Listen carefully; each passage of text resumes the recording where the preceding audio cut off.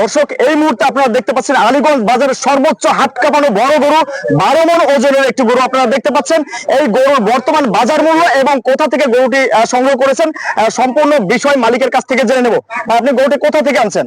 জেনাদার থেকে। এই গরুর ওজন কত হবে? ওজন বেশি 15 মনে প্রায় হবে। 15 মণ। দর্শক, আপনারা দেখতে পাচ্ছেন 15 মণ ওজনের একটি বিশাল আকৃতির গরু।